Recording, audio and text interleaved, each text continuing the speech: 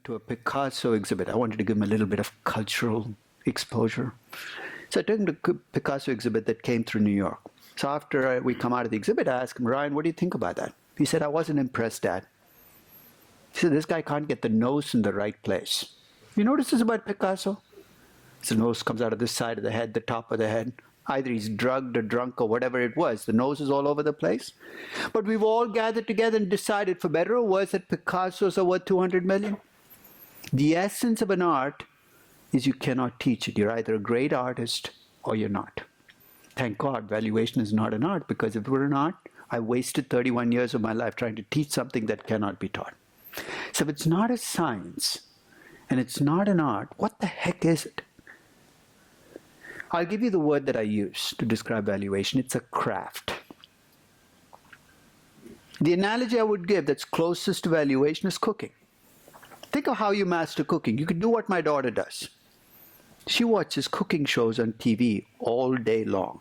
She can't cook a lick, but she watches shows all day about how to cook. You don't learn cooking by watching TV shows. You don't learn cooking by reading cookbooks. You learn cooking by going into that room in your apartment or house called the kitchen. Remember that place? Because you've been taking takeout for so long, you haven't been in there for a while. And starting to cook. And the first time you cook, guess what happens? Disaster strikes. I still remember the first time I scrambled eggs. Nobody told me I was supposed to spray the damn pan. I finished scrambling the egg. I'm really proud of myself. I tried to get the egg off the pan. Doesn't come off. Egg and pan went into the trash can. I learned a very important lesson, though. Never again would I scramble eggs without spraying the pan. You don't learn valuation by watching somebody talk about valuation. The next hour is wasted. You don't learn valuation by reading what other people write about valuation. So have you been reading my valuation books? What a wasted time. You learn valuation by doing. And the more different the companies you value, the more you will learn about valuation. I still surprise myself when I value a company about things in valuation I didn't know till I value that company. And I've been doing valuation for a long time, but that to me is the most amazing part of valuation, is how much more of this craft I still don't know. So what I'd like to talk about is one aspect of this craft where I think I've had to work at it, and I'd like you to take you on your journey on what I had to do to get where I am today. So I'm going to ask you my second question. So right after I ask, is it an art or a science? Here's the second question I ask. If I asked you to categorize yourself as a person, would you more naturally think of yourself as a number cruncher, or are you more naturally a storyteller? Think about it for just a moment. There's no right answer. Don't look at your neighbor. Don't look at me. Think about yourself. What comes more easily to you, number crunching or storytelling? Thought about it? You're saying, how would I know? You've known for a long time. You know when I knew when I was like 12 or 13, right after my first English literature class. I was asked to read Moby Dick, and I did. I was a good kid. I showed up in class, ready for a discussion of whales and captains. And 15 minutes into the session, I noticed nobody was talking about fish. So I put up my hand and said, when are we going to talk about the whale? And the instructor said, there's no whale. I said, what? Did I read the wrong book? I distinctly remember a big fish all the way through the book. And she said, it's a metaphor. And I said, for what? And for the rest of the class, she talked about hidden meanings in the book. And I remember sitting there with my jaw dropped saying, really? That's what Herman Melville was thinking when he did that, when he wrote that? And when I came out of that class, I came out with a singular conclusion. I said, never again am I going to subject myself to that kind of bullshit. And the rest of my high school life was laid out for me. I avoided the literature classes like the plague. It was Algebra 1, Algebra 2, Algebra 3 out of high school. And these were the good old days when you could go to college and not take this core curriculum crap that they make you take today. You could take numbers class, numbers class, numbers class, numbers degree. And you went for a numbers job. In my typical valuation class, there are 300 MBAs in that class every semester. So when I asked this question, not surprisingly, about 180 of the people in the class put up their hands. They were more naturally number crunchers. Selection bias. But only 180 out of the 300. You're saying, what about the other 120? They were the people who actually loved that hidden meaning stuff. They're the poets. They're like my youngest son who writes poetry. He showed me his first poem. I don't think he's going to show me anymore. He said, what do you think, Dad? And I looked and said, Kiran, I like it, but aren't the words supposed to rhyme? Because that's the way I think about poetry, like nursery rhymes. If the last words don't rhyme, it's not poetry to me. He said, Dad, you're not a poet. And I said, you're right, Kiran. Keep writing poetry. Don't show any more to me. 180 people are number crunchers. The remaining 120 are storytellers. They're the ones who go literature 1, literature 2, literature 3, go on to become history majors at Yale, and then discover after they come out that even Yale history majors don't get paid very much. So 4 years afterwards, they come back to business school. They're in my class. 180 number crunchers. They don't sit together. For some reason, they segregate. And when I ask this question, of course, the number crunchers think that they own the high ground. They look at the stories and say, what the hell are you doing in this class? It's a valuation class. It's all about numbers. And that's when I have to let them in. And what I think is the biggest hidden secret in valuation. Valuation can never be just about the numbers. If all you have is a collection of numbers in a spreadsheet, you don't have a valuation, you have a spreadsheet. So much of what we think about valuation now has become modeling. Have you noticed this? It's all Excel modeling. There's very little valuation. You're just modeling things on a spreadsheet. A good valuation is a bridge between stories and numbers. So what are you talking about? If you show me a valuation, a discounted cash flow valuation, and I point to your revenues in year 6, and there's 6 billion. So why are your revenues 6 billion in year 6? You know the answer I don't want to hear is, it's because I used a 35% growth rate for the first 3 years and 15% for the next 3. That tells me absolutely nothing. I need to know what your story is about this company that will allow it to have a $6 billion revenue in year 6. Every number should have a story attached to it. And when you tell me a story about the company, every story should have a number attached to it. Like what? You talk about the great brand name this company has, this incredible management team. I'm going to ask you, where is it showing up in the numbers? That, to me, is the test of whether this is a valuation of just a collection of numbers or a collection of stories. The reason I think we need to do this more than ever before is we live in a world of specialization. If you're a number cruncher, guess what you do? You hang out with other number crunchers, you talk to other number crunchers, you live with other number crunchers, you forget that there are stories. And if you live with storytellers, all you do is tell each other stories. And left to our own devices, we wallow in our delusions. So let's start with the delusions that number crunchers have. And because I'm a number cruncher, I can list these delusions. And if you're a fellow number cruncher, tell me whether you share these delusions. The first is the delusion of precision. You know what that is? When number crunchers, if you feel uncertain, you know what makes you feel less uncertain? Add a decimal. That's what number crunchers do. I feel uncertain, let me add a decimal. I feel much better now. The delusion of precision. If you make it look more precise, it's become more precise. The second is the delusion that because you're using numbers, you're unbiased. As if you can't hide bias in a number. And third, the delusion of being in control. Think if you put a number on something, you're in control of it. Those are the delusions of number crunchers. If you hang out with other number crunchers, you forget these are delusions. Storytellers have their own set of delusions, and because I'm not a storyteller, if you're one, tell me whether I'm missing a delusion or mischaracterizing one. The first is the delusion that you really can't quantify this really big story. I've heard people say, well, brand name can't be quantified. The quality of management can't be quantified. It's such a big story. You also think being creative should bring its own reward. I told you such a big story. It should be worth at least 3 billion, right? And the third is you love using anecdotal evidence. Storytellers are like my mother-in-law. And I don't mean that as a compliment. She comes up with the most outrageous hypotheses. She doesn't call them hypotheses, she calls them facts. So I remember about 7 or 8 years ago, I was sitting at dinner, and out of the blue she says, the best car to drive in a snowstorm is an old Volkswagen Bug. I said, what? So how do you come up with this stuff, Judy? I should never ask her this question because she always tells me. She said, well, 25 years ago, she was in Lake Tahoe in the middle of a snowstorm driving her Volkswagen Bug, and she had to drive 2 miles from the grocery store back home. She made it back safe, but there were 2 other cars that ran off the road. So I said, so that proves it, doesn't it? A Volkswagen Bug is the best car. It's amazing. Sample size of 1, how much you can extrapolate from there. Left to your own devices, you're not even going to see these as delusions. And increasingly, we live in a world where we hang out with people who think like we do, act like we do, have the same training that we do. And of course, we all find each other completely reasonable. So here's what led me to the conclusion that I had to do things differently. I said I started teaching valuation in 1986. For the first 6 years that I taught valuation, I taught it like a number cruncher did, which means when in doubt, put up an equation.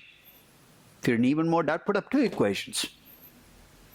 About 6 years into this process, I realized I had a problem. Here was my problem.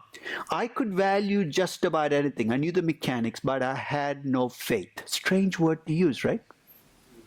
But let me explain what I mean by faith. When you value a company, and you come up with a value higher than the price, why do you value companies? I don't know about you, but I don't lie awake at night wondering what's Facebook worth right now. It's not because you're intellectually curious. You value companies because if you come up with value higher than the price, you should be willing to buy, right? And to buy, what do you need? You need faith in your own valuations and faith that the market will correct. I found myself faithless. It's a bad place to be. You're teaching a class, you have no faith in your own valuations. I said, what am I missing? And what I realized I was missing was I was being completely mechanical. I knew exactly what the mechanics of valuation were, but there were no stories that connected the numbers together. I had to teach myself how to tell stories. And the first time I did it was like scrambling eggs the very first time. It was a disaster.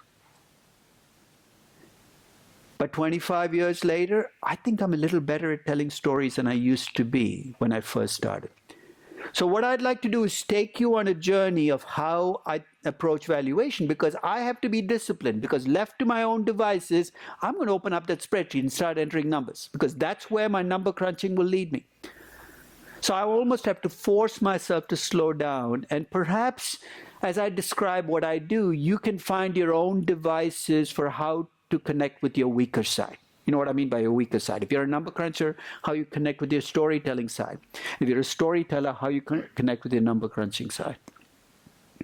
So in my valuation class, after I do this survey, I turn to each group and I tell them what my end mission or mission for this class is. So first I turn to the storytellers and I say, look, by the end of this class, 15 weeks, I hope you develop enough number crunching skills that you develop some discipline. Because left to telling stories, if you don't watch out, your storytelling is going to wander off into fantasy land. So hopefully you'll develop enough number crunching that you know when you're wandering into fantasy land. Disciplined storytellers. Then I turn to the number cruncher. By the end of this class, I hope you develop an imagination. Imaginative number crunchers or disciplined storytellers. Guess who I have more trouble with every single semester? Getting storytellers to develop discipline or number crunchers to let loose with their imagination?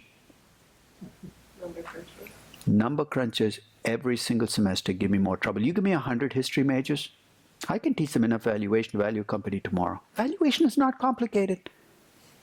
You give me 100 engineers, I throw up my hands and say, I'll give up right here, right? And one of my problems with the CFA, it's one of the problems, giving a keynote to the CFA, being the only person in the room who doesn't have a CFA, with no desire to ever want a CFA or be near a CFA, is how mechanical so much of it has become. So I still think the CFA is a great way to see the landscape in terms of mechanics, understanding what's out there.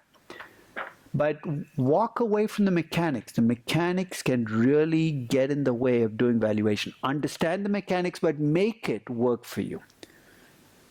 So here's what I'm going to do. I'm going to lay out the 5-step process I use to value a company. Why 5 steps? Because I'm a number cruncher. I have to think in linear. So if you're a storyteller, why 5 steps? Jumble them up, use your own sequence. I need a sequence because without a sequence, I am going to run to the spreadsheet. My first step when I sit down to value a company is I have to tell a story about the company.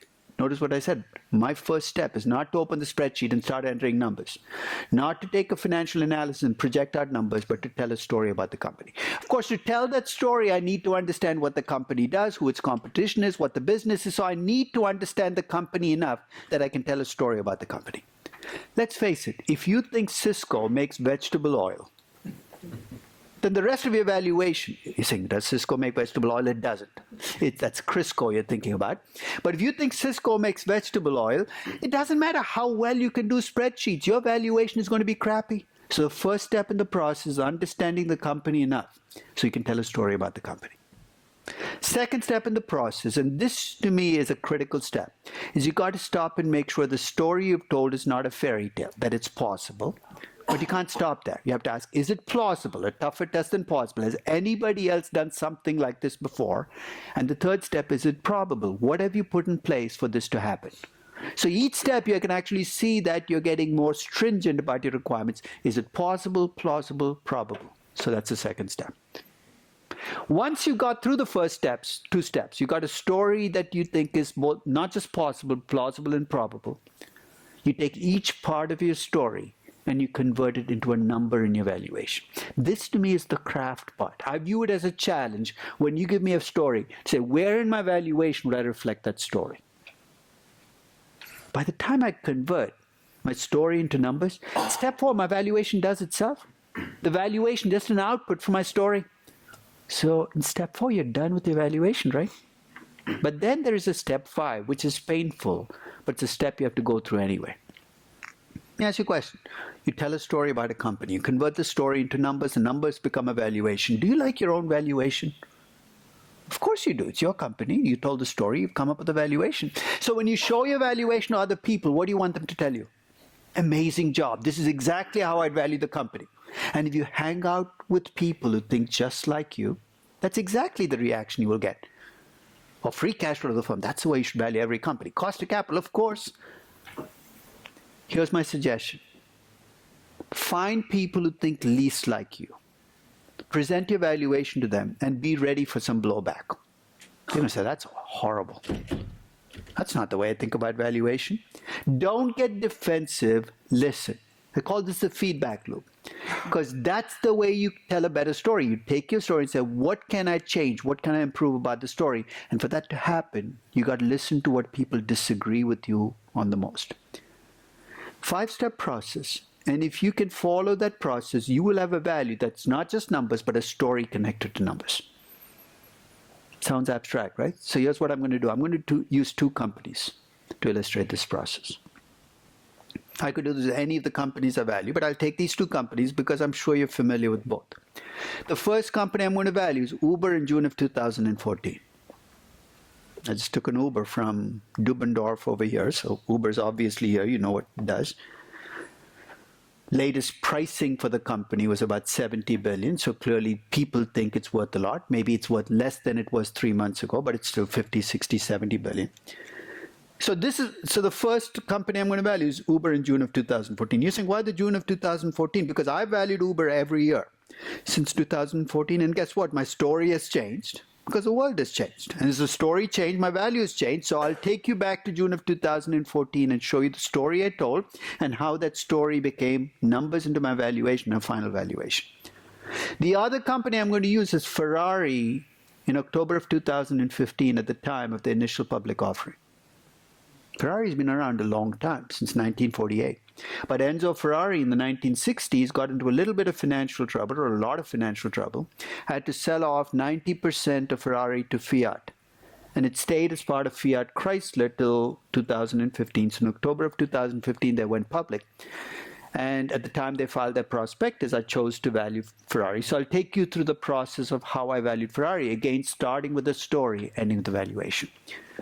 And because you should be familiar with both companies, here's what I'd encourage you to do. As I tell my story, Rather than bitch and moan about what you don't like about my story, remember, it's my story. I can tell whatever story I want. This is my valuation of Uber and Ferrari. You don't like it? Tell your own story.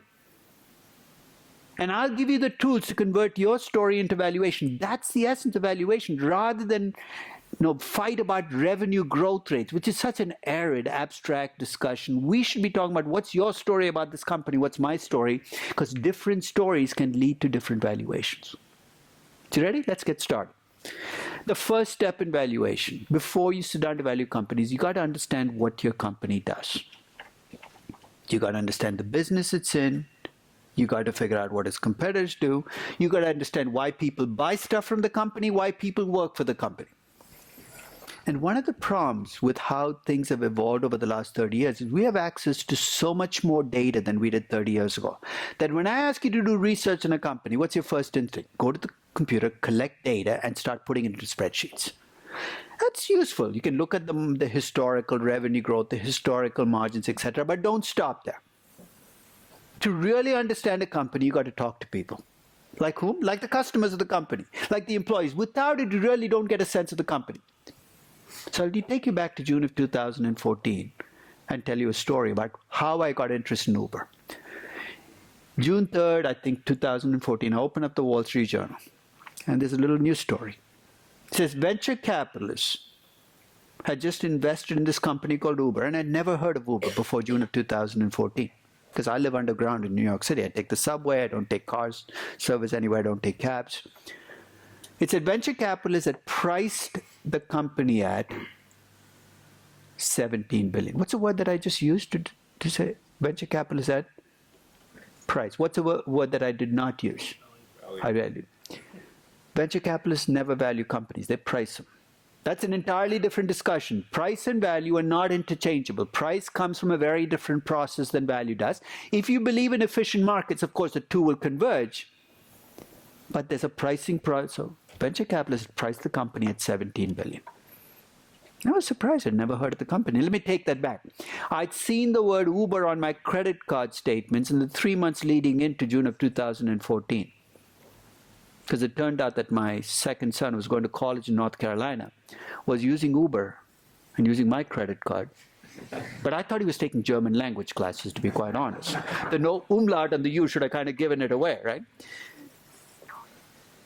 So I said, okay, let me call him and find out what this Uber company is all about. Maybe it's not a German language class, because I can't imagine a German language company being worth $17 billion. So I called my son, and he was sleeping. It's 11:30 in the morning. You kept college student hours, which means you go to bed at 6 o'clock in the morning. You wake up at 2 in the afternoon, God only knows what. So he was still sleeping, so he wouldn't pick up the phone. So I called my niece, who was working in Chicago, so she had to be awake. But she was in a terrible mood. She says, what do you want? There's no way to talk to your uncle who's been not called you in a few weeks. So I said, no, have you heard of this Uber? She said, it's a ride-sharing company. I said, what the heck is a ride-sharing company? She said, I don't have the time to talk to you. Why don't you just download the app and find out for yourself? Need to talk to her mother about this behavior. She hangs up the phone.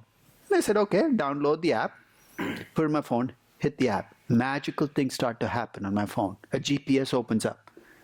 And I see a car trying to drive towards me. It's New York City. You don't drive towards me, you try to drive towards me. A lot of one-way streets. And I can see a guy called George sitting in the front seat. This has never happened to me with a yellow cab.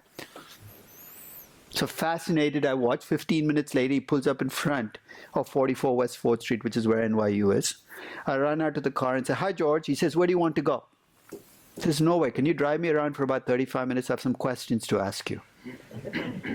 Thought for a moment that I was a serial killer. But then he said, I can take you, just get in the back. So I get in the back and I start asking him questions. Questions like, is this an Uber car you're driving? He said, no, this is my car. I said, are you an Uber employee? No, I'm an independent contractor.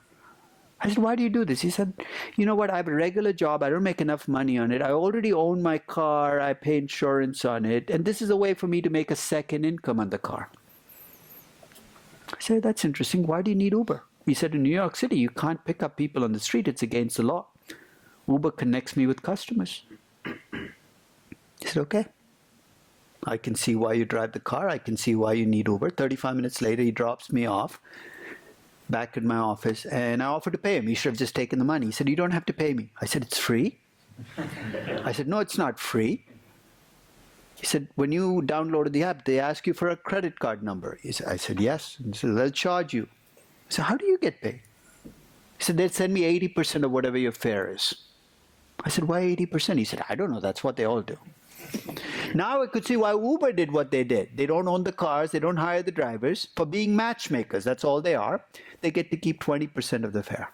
So I could understand why this guy drove for Uber. I could see why Uber did what they did. The one missing piece. Why do people like my son like Uber? My son, I can't even imagine him calling a regular cab on the street. It's beyond his comprehension, going out on the street, waving his hands, So I called him, and this time at a civilized hour where I knew he could not be asleep, like 3:30 in the afternoon. So I put him on the defensive right away. It's a good strategy if you have kids. I said, Brendan, I noticed you've been using my credit card to back up your ride sharing. I acted like I knew Uber was a ride sharing company. I said, you already own a car in North Carolina. What the heck are you doing taking Uber all over the place? He said, Dad, on Friday nights and Saturday nights, I really like Uber. Now, as a parent, there are no follow-up questions you want to ask here because you're afraid of what the answers might be. But I kind of got it. I said, okay. I said, what do you like about Uber? He said, I can call the car from the bar. Okay, that's good. I said, but these cars must be more expensive than a cab, right? He said, no, they're cheaper than a cab. I said, really? You must wait forever, right? They come quicker than a cab. I said, okay, they're cheaper than a cab. They come quicker than a cab. I said, these cars must be filthy, right? He said, no, they're cleaner than a cab. That's when I knew cab service was destined for doom. They're cheaper, they're faster, they're cleaner. Over time, they're going to take over. The only question I had left was, what's so special about Uber? Why can't I go into my basement and start a matchmaking service? And I could think of 3 reasons why it wouldn't work. One was $3 billion. That's how much the venture capitalists had given Uber. They forgot to send me the $3 billion. The second is there is a networking benefit in this business. It's a word we use loosely, but if you're a ride-sharing company, as you get bigger, it actually gets easier to get bigger. That's what a networking benefit is. And here's why it happens. If you're a driver signing up for a ride-sharing company, guess where you want to go? You want to go to the biggest ride-sharing company because that's where the customers are. And if you're a customer, guess which ride-sharing app you want to use? You want to use the ride-sharing app of not the smallest startup, but the company that's been around the most because there are more cars around. So Uber has $3 billion. They've got this networking benefit because they got started earlier than I did. And the third potential benefit I could think of is Uber does collect data about you. So if you use Uber, they know more about you than you want them to know. They know where you left, when you left, who you met. They pretty much are keeping tabs on you. And they use it in creative ways. Like what? You heard of Uber surge pricing, right?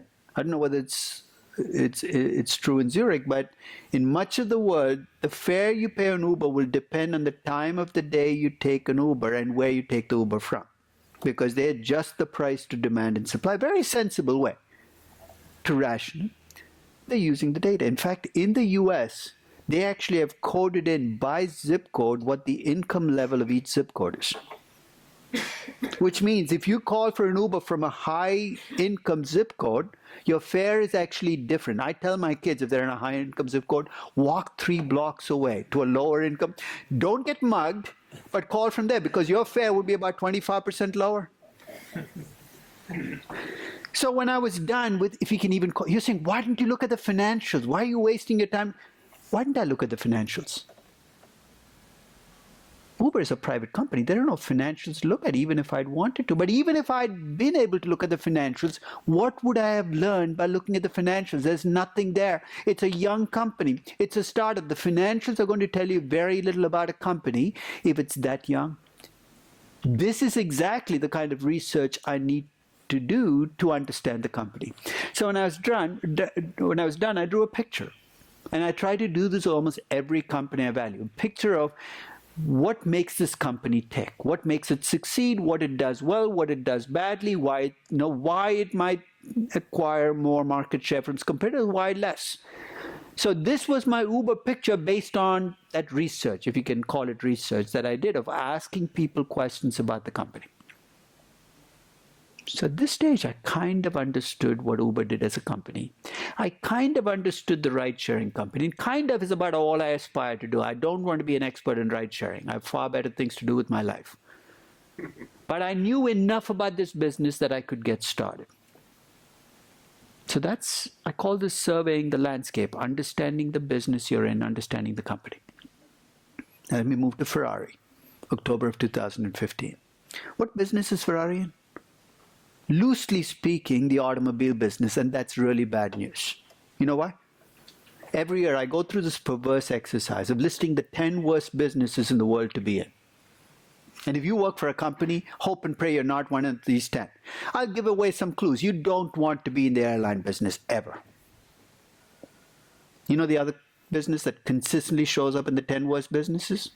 The automobile business. You think, what's so bad about the automobile business? Let me nail the coffin shut on the automobile business. Here are the things I don't like about the business. Leading into 2015, in the 10 years prior, the collective revenue growth at all automobile companies globally, in every single market put together, was only 5.6%.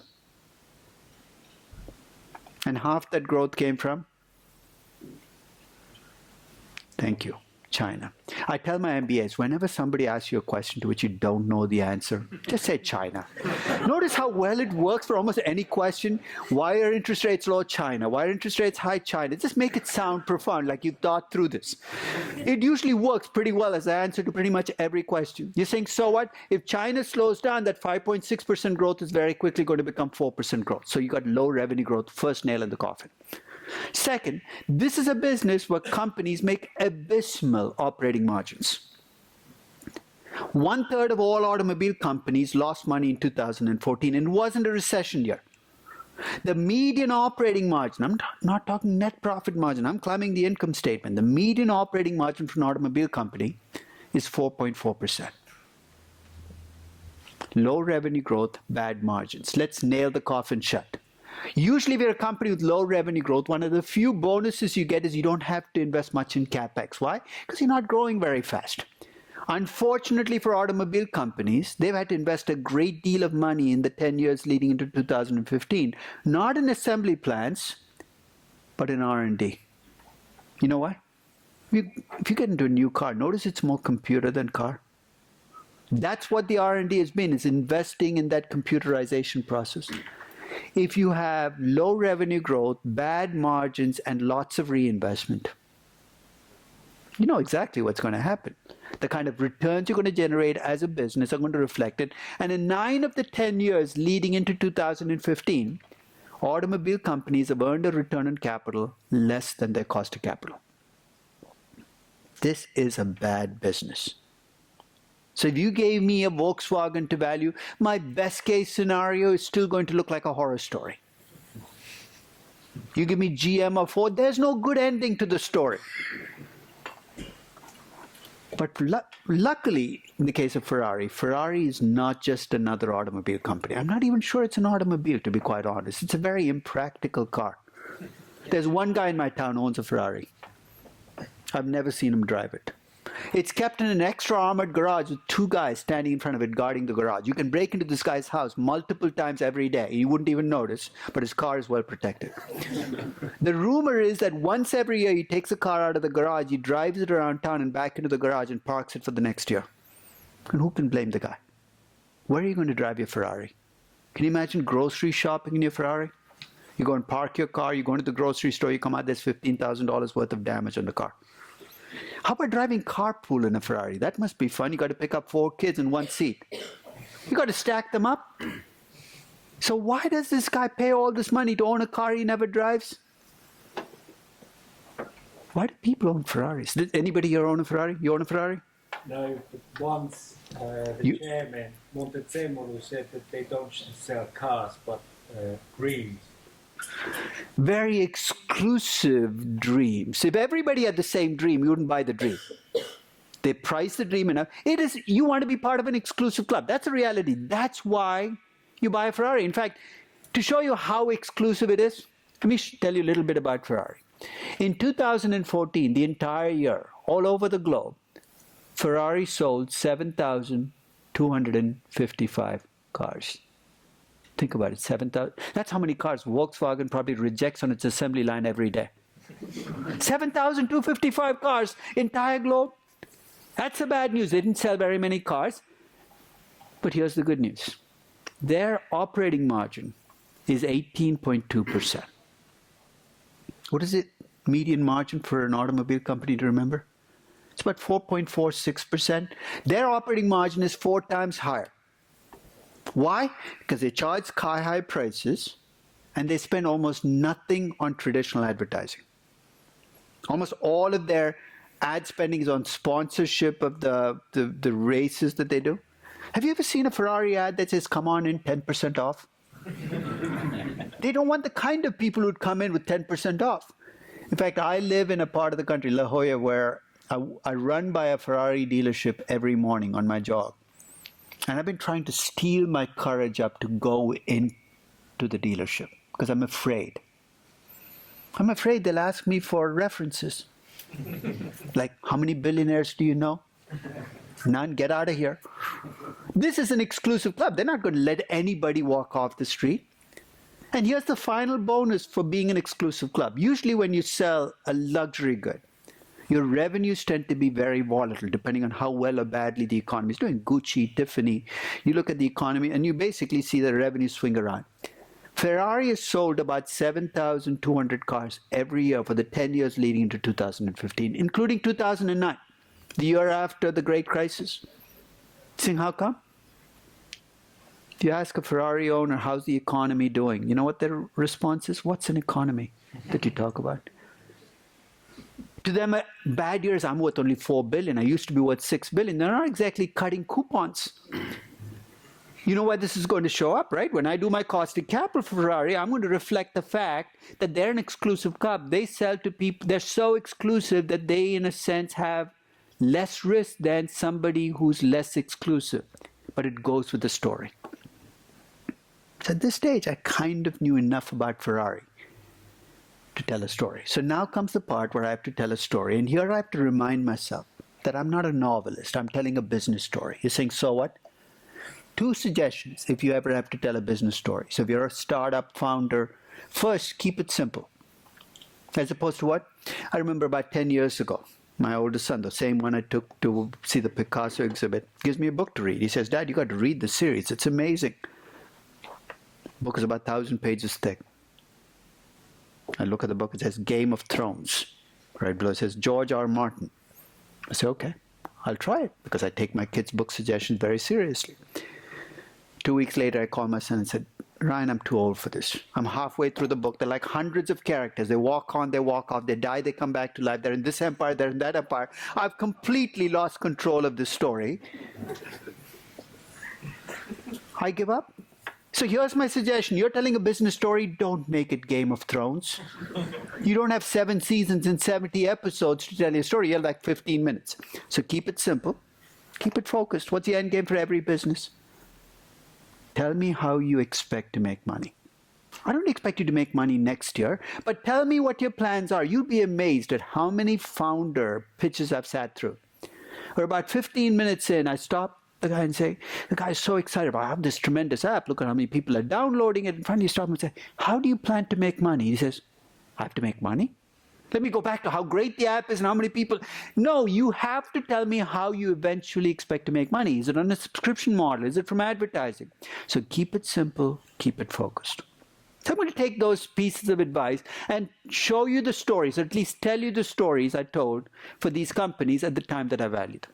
So in June of 2014, after doing that basic research in Uber, here's the story I told about Uber. Remember what I told you. As I tell the story, you say, that's wrong. I'd have told a different story. This is my story. You can tell your own story. Here's the story I told about Uber, and every word in the story is going to matter in my valuation. I described Uber as an urban car service company. Already I'm trying to tell you where I think Uber will succeed, right? Urban basically means cities and big towns, and I see its primary business as car service. So it's an urban car service company. That will attract new users into this business, like whom? Like my son. Somebody who would never have taken a traditional cab is going to come into the business. With local networking benefits. I already talked about what networking benefits are. Uber becomes the largest ride-sharing company in New York. There's going to be a tipping point where it'll essentially end up dominating the market. You think, what's a local doing in there? Let's assume that Uber does become the dominant ride-sharing company in New York, but I fly to Chicago. I don't care who the largest ride-sharing company in New York is. I care about the largest ride-sharing company in Chicago. So in my story, here's what can happen. Uber can end up dominating New York. Lyft can end up dominating Chicago. Grab Taxi can end up dominating Kuala Lumpur. Ola can end up dominating Mumbai. And Didi Chuxing can end up dominating Beijing. You think, so what? It's going to have consequences for what kind of market share I can give the company in steady state. And I'm going to assume that they can keep doing what they're doing in terms of that 80-20 mix. It's completely arbitrary. Why not 85-15 like Grab Taxi? So basically, I'm going to assume they can keep doing what they're doing and that they can continue to not own the cars and not hire the drivers. There's my Uber story. And every part of that story is going to become a number in my valuation. Now let me show you my Ferrari story. My Ferrari story is that they're going to stay an exclusive club. As opposed to what? As opposed to pulling off a Maserati. Maserati in 2008 looked a lot like Ferrari in 2015. It sold about 7,000 cars, very exclusive club. But they had bigger ambitions. They wanted to grow faster. So you know what they did in 2009? They introduced a cheap Maserati. Don't get too excited. It's not that cheap. Called the Ghibli. $120,000 Maserati. And they succeeded in terms of growing faster. But guess what they had to give up as a result? Their margins were 18% dropped to 14%. And instead of selling to people who were so rich who said, what's an economy? They were selling to people who were rich, who felt what the economy was doing. There's a trade-off here. So in my story, I'm going to assume that Ferrari stays an exclusive club. And later ask, what if I'd assume that Ferrari pulls a Maserati? So Ferrari is going to stay an exclusive club with all its pluses and minuses. The pluses are it can maintain high margins and have a low cost of capital. The minuses, that I can't give them 10% revenue growth. Not because they can't grow at 10%, but if they did, they would not be an exclusive club, and I can't give them the good stuff. So you're going to see low revenue growth, high margins, low cost of capital, reflecting the exclusive club. I've got my story going. I've got to stop and ask the question, is this story a fairy tale? So the first test is a very simple test. Am I telling you an impossible story? You'd be amazed at how many valuations I see where I look through the valuation that this just cannot happen. It's impossible. So if you pass that test, and I'm going to ask, is this plausible? And then if you pass the test, is it probable? I'll give you a very simple example of the difference between possible, plausible, and probable that came. I was in Latin America a month ago for CFA Brazil, CFA Peru, and CFA Chile. So I started in Brazil. So I asked a question, is it possible that Brazil will win the World Cup? What do you think the answer was in that audience? Of course. I said, is it plausible that they'll win the World Cup? And Brazil's been playing really good. Yeah, it's plausible. And then I said, it's probable. And they said, you know what, Neymar keeps playing well. So in a sense, possible, everybody said it's clearly possible. Then is it plausible? No, not plausible clearly. Probable, you have to start bringing pieces into place for probable to work. So I leave Brazil, and I fly to Santiago, Chile. And I didn't know what had happened the previous week. So I asked this question without knowing what had happened. So I said, is it possible that Chile could win the World Cup? And people started crying. Seriously. And the reason was, in the previous week, Chile had actually got knocked out of World Cup contention because it actually lost 2 days prior to They thought I was picking at scabs. I really didn't know. So they said it's not possible because it's not going to be there. You can't win the World Cup if you haven't qualified. It's impossible. So if I told you this elaborate story about Chile winning the next World Cup, it's not going to happen. Nice fairy tale. We have to start thinking about business stories through those same lens. Is it possible? Is it plausible? Is it probable? And the best way I can have of illustrating that concept is to give you examples of impossible stories, implausible stories, and improbable stories. Let's start with impossible stories. about a year ago. I was looking at, you know what fairness opinions are? They're like fig leaves that investment banks give companies overpaid, saying, you're okay, we gave you a fig leaf. They're kind of pointless exercises in number crunching to justify a number that cannot be justified. So usually I cut bankers slack when it comes to fairness opinions, knowing there's nothing fair or even opinion about a fairness opinion. So this was in the Tesla SolarCity deal. For those of you who know, this was a tremendously conflicted deal for a simple reason. Who's the largest shareholder in Tesla? Elon Musk. Who's the largest shareholder in SolarCity? Elon Musk. You know who the CEO of SolarCity was? Elon Musk's cousin. So when Tesla bought SolarCity, they knew they were buying a heap of legal trouble. So they decided to insulate themselves, and the way they decided to insulate themselves was by hiring two different investment bankers and paying them a lot of money to buy insulation. So they hired Lazard, so basically SolarCity hired Lazard, and Tesla hired Evercore, which is this boutique investment bank in New York. So they do the valuations, it becomes part of a filing with the SEC, and I was able to get my hands, it's a public filing, so I take a look at the filing to see how they'd valued, because they had to justify this merger. And I was willing to cut them a lot of slack on what they did. So I was looking at how Evercore valued Tesla. So they'd done a D.C.F. That's how they describe it. So I'll stick with their own terminology. They'd done a discounted cash flow valuation. And here's where they got the cash flows. They asked the Tesla board of directors to give them the cash flows. They said, where did the Tesla board of directors get it from? They got it from Goldman Sachs Equity Research. So the tangled web gets more tangled. Goldman Sachs was their local investment banker.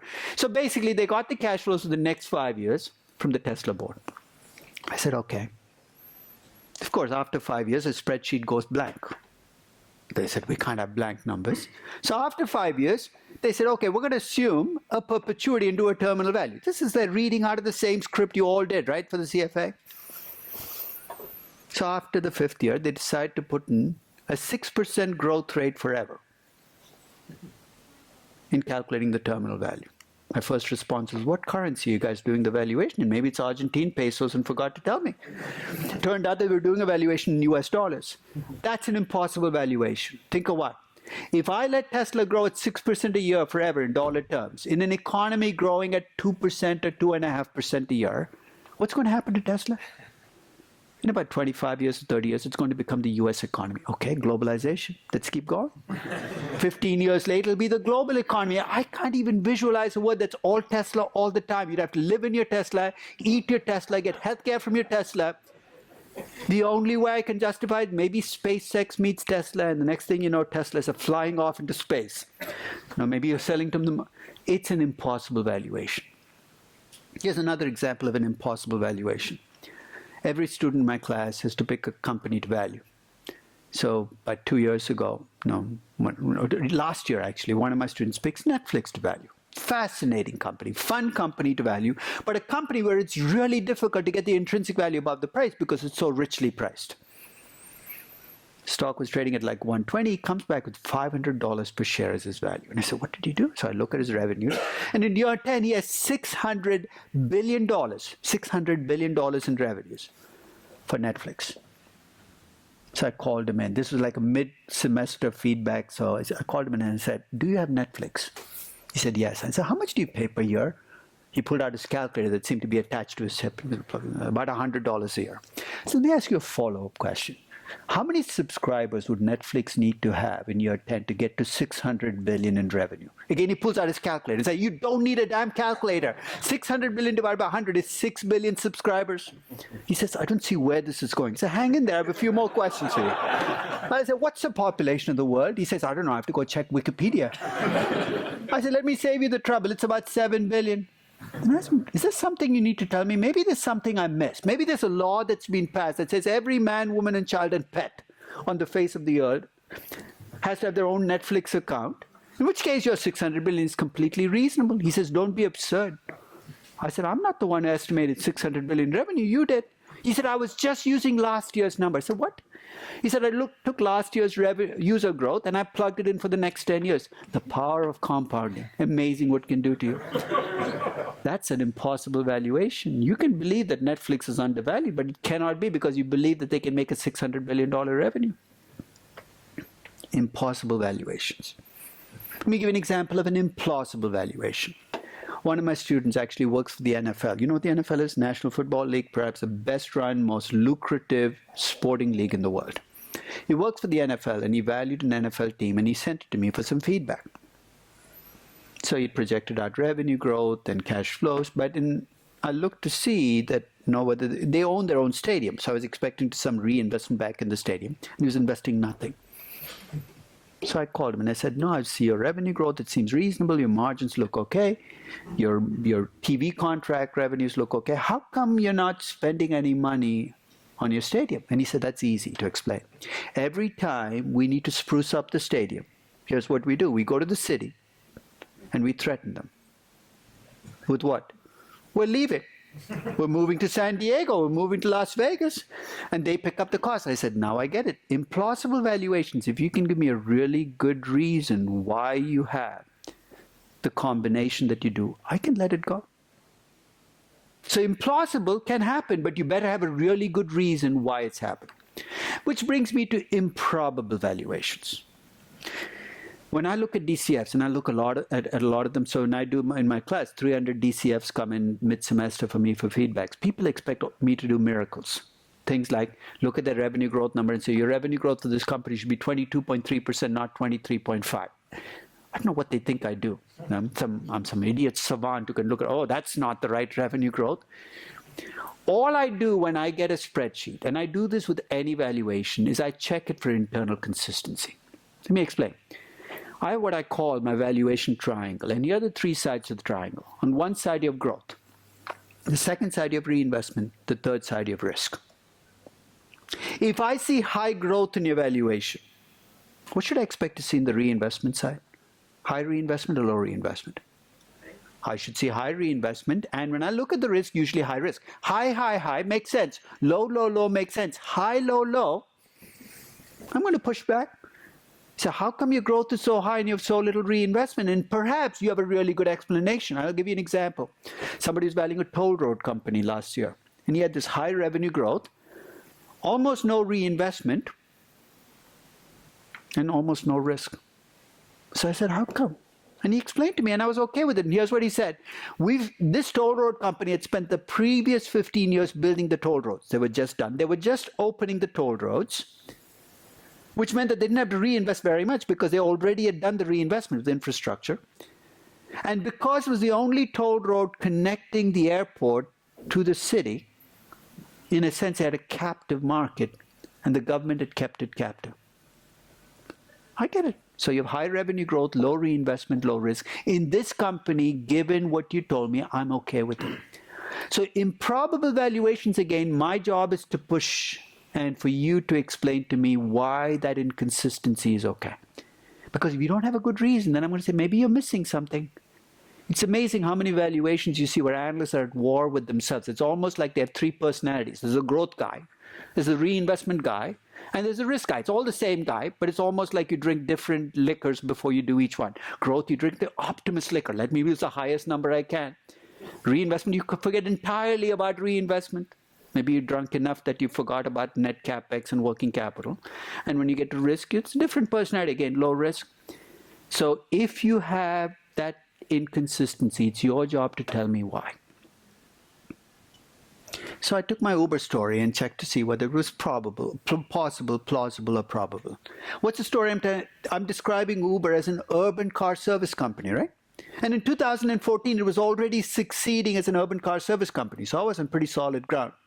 I assumed it could attract new users into the market. I could give you my son as evidence, but that's acting like my mother-in-law. It's anecdotal evidence. So I'll give you something more substantial. The part of the world where ride-sharing has its deepest roots is the Bay Area. San Francisco, around there.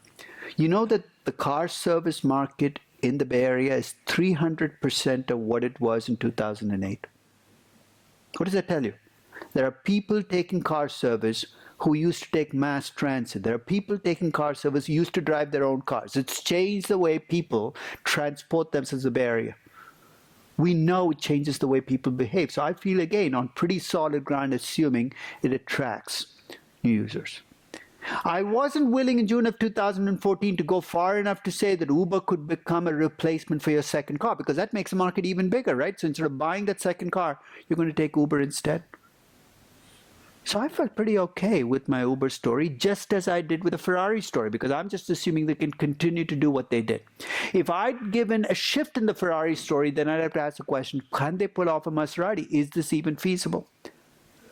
Is it possible? Is it plausible? Is it probable? Now, just as a cautionary note, I've got to tell you that sometimes you listen to a story and it sounds so good you want it to be true. And when you want something to be true, it's amazing how you will hold back on asking questions. I'll give you an example. Let's assume you quit your jobs. You're bored with these spreadsheets and CFA stuff. You decide to become a movie producer and you move to Hollywood. So you hang out at the Beverly Hills Hilton. And I'm going to come and pitch a story to you. And you tell me whether the story sounds good enough that you want to make a movie out of it. It's about a 19-year-old who drops out of Stanford. Who does that? You know what the acceptance rate in Stanford was last year? It's like -3%. It's the most selective school in the entire world. This person got in and dropped out. And let's make it interesting. Rather than another male geek dropping out and starting a technology company, this is a 19-year-old woman who drops out of Stanford and starts a blood testing company. And she's going to change the way blood testing is done. How? Instead of taking 2 buckets of your blood, which is what traditional blood testing does, and taking 6 weeks to tell you what's wrong with you, she's going to take 2 drops of your blood and 45 minutes later email you the results for 32 different tests in your blood. It's going to cost you $50 instead of $1,500. But you want the story to be true, right? I wish I'd made up the story, because this is actually a true story. Where did I go with this? Oh, sorry. There you go. The 19-year-old was called Elizabeth Holmes. She dropped out of Stanford and she started Theranos. There's a nanotainer. That sounds fancy already. 2 drops of blood in the nanotainer, 32 different tests. Great sounding story, and you're not the only ones who have liked that story. Venture capitalists piled on. In fact, by the start of 2015, Theranos was valued at more than $9 billion. Some of the biggest name VCs were on the list. And it wasn't just VCs who were getting excited. The Cleveland Clinic, which is one of America's leading healthcare organizations, said they were going to partner with Theranos. Walgreens, one of the biggest pharmacies in the US, said they were going to start a Theranos lab. So this was almost a collective buy-in that Theranos was going to succeed. So in the middle of 2015, you'd ask me, do you think Theranos has some substance to it? My answer is, I don't know much about the company. It's a private company, but given the kind of VCs invested in it, and given that the Cleveland Clinic and Walgreens have partnered, there must be something there. But let me ask you a question. You're an investor in a blood testing company. It's not a social media company. It's not an app company. It's a blood testing company. I would assume the first question you'd probably ask is, does this test work, right? Sounds like a fundamental question. I'd assume somebody had asked that question. And I turned out to be wrong, because the Wall Street Journal reporter decides in October of 2015 to ask that question, do these blood, because on the website for the company, they said 32 different tests in your blood 45 minutes later. So he went to the FDA and he said, has Theranos been approved for all these tests? And the FDA said, no, we've approved them for 1 of the 32. So what about the other 31? So the tests are a little noisy.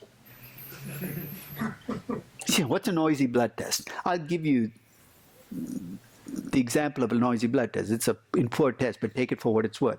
You get tested for leukemia. The test comes back and it says, you know what? You might have leukemia, or you might not. We can't tell, but if something bad happens, come back. It's not exactly a feature you look for in a blood. I want a noisy blood test. But the amazing thing was, all these people had piled into the company, and nobody had asked that question. You're saying, no, that's crazy. I'll tell you something, though. It's easy to pass judgment from the outside, but if you are an investor in that room, And Elizabeth Holmes was at that time one of the leading lights in this business. And she got up there and said, I have this great way. You'd felt like asking a question, and it turned out that your question was the one that deflated the company. You'd have felt like the hunter who killed Bambi's mother. This is a great story, and you destroyed it right there. So that's what I call a runaway story, a story that sounds so good that nobody wants to ask that question. See, what was the board of directors doing while all of this was going on? So I went then looked up who was in the board of directors.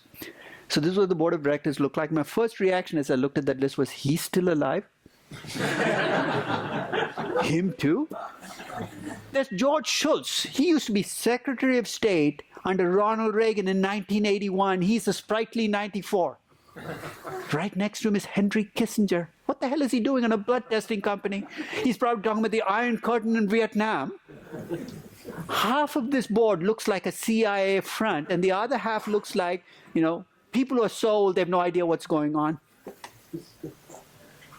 This is a runaway story, and when you see runaway stories, you're going to see phenomena like these unfold. A megalomaniac CEO with a board of directors that's either too old or too decrepit to ask questions, and investors who pile on because none of them wants to ask the question that's going to deflate the story. As a follow-up, let me do one other improbable story, and I'll let this go. Now, we're almost at the end here. So just for laughs, I often look at investment banking valuations. It's kind of funny sometimes what they get away with. So this is actually from an equity research report. Any sell-side equity research analysts here? Nobody wants to admit to it?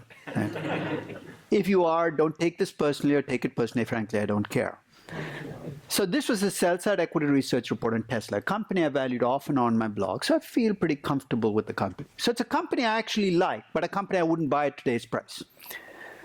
So this was in 2014. The valuation comes out, and I just valued the company in my blog at about $125 per share. So in this equity research report, the analyst comes up with a value of $450 per share. So I'm curious as to why the analyst thinks it's worth so much more. So I pull up his equity research report. It's 250 pages thick, which should have been the first clue that he was trying to hide something. So I leaf through, and on page 54, he has his D.C.F. So I say, okay, let me take a look at his D.C.F, because that's where the clues will be as to why his value is so much higher. So here's what I was expecting to see. Revenues which are much higher than mine, or margins much higher than mine. So first I check the revenues, and his revenues are very close to what I projected. So I'm puzzled, because if your revenues are close and your margins must be much higher. Turns out his margins are a little lower than mine. Now I'm really befuddled. How can your revenues be like mine, your margins be lower than mine, your value be 4 times higher? So I keep going down the spreadsheet from revenues to operating income to reinvestment to free cash flow, and notice there's almost no reinvestment for the next 10 years. Now this is an automobile company. And if you look at the very top line of the sheet, he's estimating that the number of cars Tesla will sell is going from 24,000 to 1.1 million over the next 10 years. Now, Tesla does have an assembly plant in Fremont, but the capacity of that plant, even on a good day, is 250,000 cars. Where are the extra 800,000 cars going to come from? So I called the analyst, and he's actually in an airport on a flight to California to visit Tesla. Must be a shrine that he goes and brings, oh, great Tesla in the sky, I said, look, I've been looking at your D.C.F, and I have some questions. He said, I can't answer those questions. I said, how come? He said, well, I have a team that works on the spreadsheet. I said, you have a team? He said, 5 people. I said, you have 5 people that churned out this DCF? He said, you can call me next week when everybody's going to be around. I said, okay. He said, you're not going to write about this on your blog or anything, are you? I said, I'll wait for a week and then I'll slaughter you. So a week later, I called, and the entire team is gathered around. So I call, and the lead analyst picks up the phone. He says, you know what? I can't answer these questions. I really don't do the number crunching. I'm really the chief schmoozer. He says, I schmooze a lot. He doesn't know the words. He goes, I talk to the CEO. Then I turn to the second in command. He says, I'm the secondary schmoozer. I go along with this guy. If he's not available to schmooze, I schmooze instead of him. I said, okay. Turn to the third guy. Say, I'm the backup schmoozer in case the first 2 guys are not. So I said, who does all the work here? And they all point to this 23-year-old kid that they hired last year out of business school. Said, he's the guy. I already feel badly about what I'm going to do. So I ask him, did you do the DCF? He already can see doom and gloom. He says, yes. And I said, can I lead you through some questions here? And he says, yes. And I take him through, and he gets it very quickly that, that there isn't enough reinvestment to build new assembly plants. So I said, what happened? He said, it slipped my mind. I said, what slipped your mind? That I have to build assembly plants. Because I just was doing projections, and I was doing percent of revenue projections. You know how DCFs, you just... And as I did percent of revenues, it completely slipped my mind that I wasn't setting aside money. I said, you realize you have a problem, right? He said, yes, but I don't know how we can go public with this. We can't go and say to people that it slipped our minds. No. Do you have any suggestions? I did give him a suggestion, but he didn't take it. I said, have you ever watched this movie, Willy Wonka's Chocolate Factory? He hadn't. He was too young. But the chief schmoozer said, I've seen that movie. I said, I remember seeing that movie, and I was a strange young person. I'm a strange older person. When I came out of the movie, I had a singular question. I said, if you remember in that movie, there are Willy Wonka chocolates everywhere. Every store carries them, but there's only one factory. A very inefficiently laid out factory with chocolate rivers running through it. I wondered, how the heck do they produce all these chocolates in that one factory? The answer is actually in the movie. It's the Oompa Loompas that do it. Have you seen these dancing little creatures? They dance and chocolates come flying out. I said, here's my suggestion. Put out a press release that Tesla has fired all of its Fremont workers and replaced them with Oompa Loompas. I call these Oompa Loompa valuations, which is growth with no reinvestment. So either you figured out a way to make the Oompa Loompas work for you, or you just forgot. It slipped your mind to put in the reinvestment. So now I'm ready to convert my Uber story into numbers. I described it as an urban car service company, right? Here's where it shows up. My total market that I aimed for was the urban car service market of 100 billion. I said it would attract new users into the market. The way I showed this is the urban car service market had been growing at about 1.5% to 2% in the previous 5 years. I let it grow at 6%, new users coming in. I assume that Uber has local networking benefits, not global networking benefits. The market share I gave them in steady state was 10% of the global urban car service market. Huge relative to the typical car service company then, but not a 30 or 40% market share. I assume they could keep this 80-20 mix, completely arbitrary, but if they can maintain that mix, their margins are going to be sky high in steady state. They're going to be about 40%. And I also assumed that they could grow without buying the cars and owning the drivers. And the way this shows up is when I estimate the reinvestment Uber needs, it's going to be small because they can grow without buying new cars. And the way that showed up is when I estimated the reinvestment, I assumed that for every $5 in revenues, they'd have to invest only $1 in capital. You say, how do I know it's a high number? Or the average for that is about 2.3. That's a typical US company. For every $2.3 in revenues gets $1 invested. They can get away with $1 invested for every $5 in revenues. And to discount all of these cash flows, I'm going to use a high cost of capital. Now here's where I save myself a lot of time. You know how I estimated the cost of capital? I'd go with the beta, risk-free rate, risk premium, all the stuff they make you do in the CFA for weeks and weeks and weeks. Probably partly because I've thrown out a lot of stuff in there. It's a waste of time even doing that for a company like this. I have actually a histogram of cost of capital for US companies. Basically distribution. I went to the 95th percentile. It's a 12% cost of capital. I gave them a 12% cost of capital. Why? Because I think they're going to be a risky company. I could finesse it and I could put a second decimal point, but what's that going to accomplish? And in doing all of this, I also have to remember that there's a very real chance Uber will not make it. Every discounted cash flow valuation is a going concern valuation. Remember that. And if your company will not make it, you're going to overvalue that company with the DCF model. I attached a 10% chance that the company would not make it. Every single part of my story has become a number. And I did the same thing with, and if you take those numbers, there's my valuation. So when you look at it, it looks like a spreadsheet, right? But every single number in that spreadsheet comes from a part of my story. So if you ask me, why are my revenues what they are in year 10? I'm going to tell you the story about an urban car service company with local networking benefits. If you ask me why my margins are so high, I'm going to tell you the story about the 80-20 mix and how that plays out in steady state. If you ask me why my reinvestment is so low, I'm going to tell you the story about how this company can grow with very little capital investment because it doesn't own the cars. And with the story I've told you about Uber and the numbers that come out of it, the value that I got for Uber, adjusted for the 10% chance that they would not make it, is about $6 billion. So I put this post up on June 8th of 2014.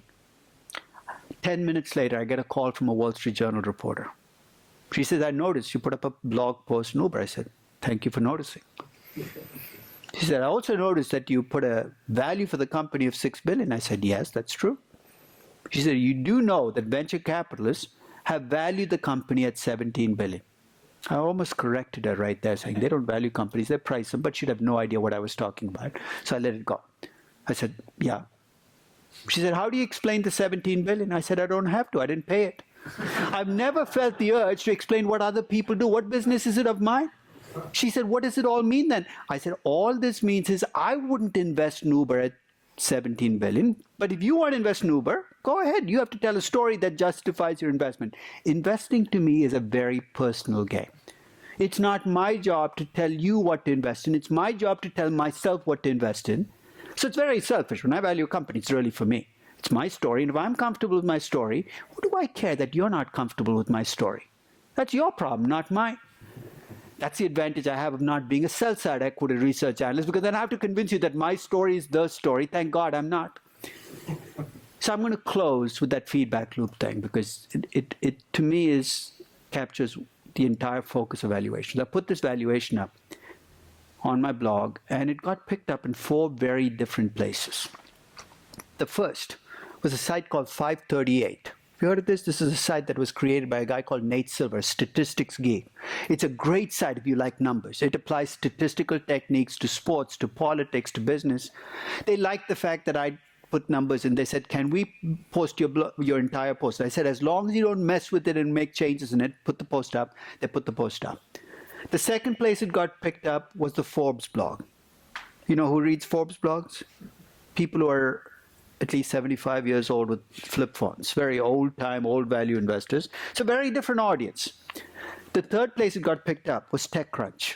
TechCrunch is actually a Silicon Valley inside, so it's read mostly by tech geeks and VCs. And the fourth place it got picked up was the ride-sharing guide. This is actually a blog for people who drive for Uber or Lyft. There are enough people who drive for Uber or Lyft that they can actually write a blog just for them. Same post in 4 different places, I get 4 very different sets of reaction. 538, I'm being read by numbers geeks. So the kinds of questions I ask reflect that. They said, how come using 10% chance of failure? Why not 9.97%? So 9. And I always leave my spreadsheets as open spreadsheets. I said, why don't you try for 9.97% and tell me what happens? 5 minutes later, I get an email and say, now I see why you did what you did. Nothing happened. Okay, just let it go there. The Forbes blog loved what I did. They said, this is the way the tech guys should be valuing companies. I ignored that blog completely. The TechCrunch guys absolutely detested what I did. They said, how dare you value one of ours? You're a DCF guy. We don't do that stuff in Silicon Valley. Get out of here. And I think there were 5,000 comments on the TechCrunch article. And 4,000 were pure abuse. Things like, you academic, you DCF guy. They managed to convert almost everything into an insult. But 1,000 of them actually told me things about the business that I'm not a tech guy. I don't know how the ride-sharing business works. And if I was willing to be open, I could learn about the business by listening to people who know a lot more about the business. And on the ride-sharing blog, I heard from Uber and Lyft drivers. And that was the most informative set of posts of all, because they said things like, you know, this 80-20 mix that Uber claims with its investors that it gets to keep, that's a lie. They said, in most cities, here's what they do. They keep 20%, but then they kick it back in the form of special bonuses. And they're probably lucky if they make 6 or 7%. And you know what? In hindsight, that turns out to be exactly true. Uber claims to its investors that it keeps 20%. But by the time it gets done with all the rest of the processes, its contribution margin is closer to 6 or 7%. I would never have learned that if I talked to the top management at Uber. My suggestion to you is, if you value a company, don't waste your time with the top management. They either don't know what's going on, or they're masking what's going on. Talk to the janitor. You will learn more about the company talking to the janitor and the mail person than you would to the top management. It all came to fruition for me when I was sitting in Munich airport about 2 weeks after I write this blog post. My flight's delayed, so I start checking my emails, and there's an email from a guy called Bill Gurley. For those of you who don't know who Bill is, he's actually a partner at Benchmark Capital, which actually was one of the earliest VC investors in Uber. They invest in Uber at a $2 billion value. And rumor was he was the guy who was closest to Travis Kalanick at that time, CEO of Uber. So let me ask you a question. This is an easy one. Does Bill Gurley know more about Uber than I do? Yeah. Absolutely, right? So I opened up the email, and he said, I read your post about Uber, and I did not like it. I said, okay. He said, I've written my own blog post to counter your blog post. It's blog post to blog post warfare, very high tech. And I've said some mean things about you, and I just want to let you know. End of email. I close the email. I have an hour and a half left for my flight. Guess where I go next? I go to Above the Crowd, which is Bill Gurley's blog. And here's what the first post says. Damodaran misses by a mile. Get it? Uber driving misses by a mile. And he essentially took issue with every part of my story. He said, Uber is not a car service company. It's a logistics company. Notice how words have consequences. What's he just done? He's expanded his business from car service delivery to moving. He said it's not just urban, it's going to be everywhere. And he gave examples of suburban service that we're introducing.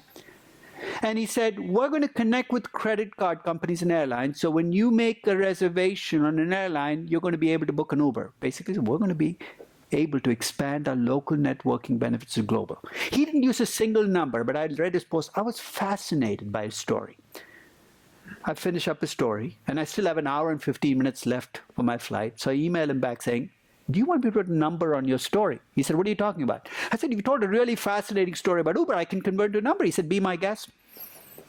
So here's what I did. I took my $100 billion total market, which is the car service market, replaced with the logistics market, which is 3 times larger. 300 billion. I took my 10% market share, which is a local networking benefit, replaced with a 40% market share, which is what you're going to have if you have a global networking benefit. With those two changes put in, the value that I get for Uber is 53 billion. I said to him, do you like this number more? He said, a lot.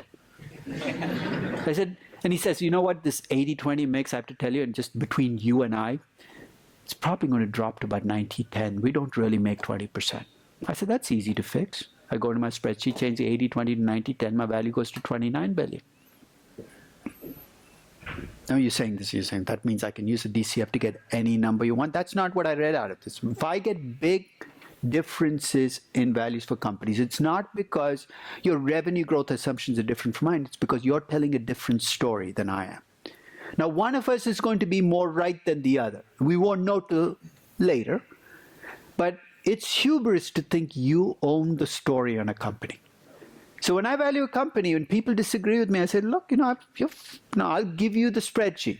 And in fact, I set up almost every single valuation I do as an open spreadsheet because I want people to disagree with me on the story. And rather than tell me I'm wrong, I'd rather that they take the spreadsheet and change the story to make it theirs. And that's how you make valuations connect up. The numbers connect to stories, is by forcing yourself to think about the story you're telling that drives a value. So I'll close with a couple of things. One is the company I'm valuing for my 2-day valuation session is Henkel. Now, the story I'm going to tell about Henkel is not going to surprise you. It's a solid corporate citizen. It's a very solid company. But I can't tell you a soaring story about Henkel that makes its revenues grow 20% a year and a margin go up to 35%. It's not going to happen. It's a story that reflects the company as it exists today, and I have to be realistic. If you ask me to value Volkswagen, the story I'm going to give you is not going to be a happy story, but how can you tell a happy story about a company that's in a bad business that's had the kinds of trouble that Volkswagen did? The Deutsche Bank valuation I did in October of 2016 was a horror story. But that was not my horror that I put in there. It was their own horror of their own creation. So the one thing to remember about business stories is not all of them have happy endings. So sometimes you got to tell a realistic story and say, this is the end game. It's not going to end well. I'm going to have to reflect that in my valuation. It actually makes valuation a lot more fun to bring in stories because it forces you to think about where your numbers come from. And here's my final anecdote, and I have to be done. So my youngest son, the poet, graduated from high school last year. And actually this year, and he had to pick a college to go to. And he got some really good choices. In fact, his final 2 choices were Wharton and Yale. Now, he never asked me for advice, but for some reason, I think he was really, iffy. In the end, he said, he comes to me and says, "Dad, what do you think I should do?" I was thinking about my strategy. Should I give him the answer that I think is right, or give him the opposite, because then he will do because it's an 18-year-old. So you tell him one thing, he'll do the exact opposite. But if you think about what we just talked about, you kind of can guess what I wanted him to do. If you go to Wharton, you go to a business school. You get a mini MBA while you're an undergraduate. You'll be trained as a number cruncher. And I told you, he writes poetry. Forget about poetry. If you go to Wharton, every class you take is going to be a business class. They're going to train him to be a good number cruncher. And guess what? Number crunchers are going to get outsourced really fast. We live in a world where if what you do is mechanical. Remember, a machine is going to be a lot better at mechanical stuff than you and I are. So I tell people to just take a inventory of the day and look at how much they do each day that's mechanical. And if 80, 85, 90% of what you do is mechanical, start looking for another job. Because it's sooner or later the machines are going to take over. Businesses that are mechanical increasingly will get outsourced. It's happening in active money management already.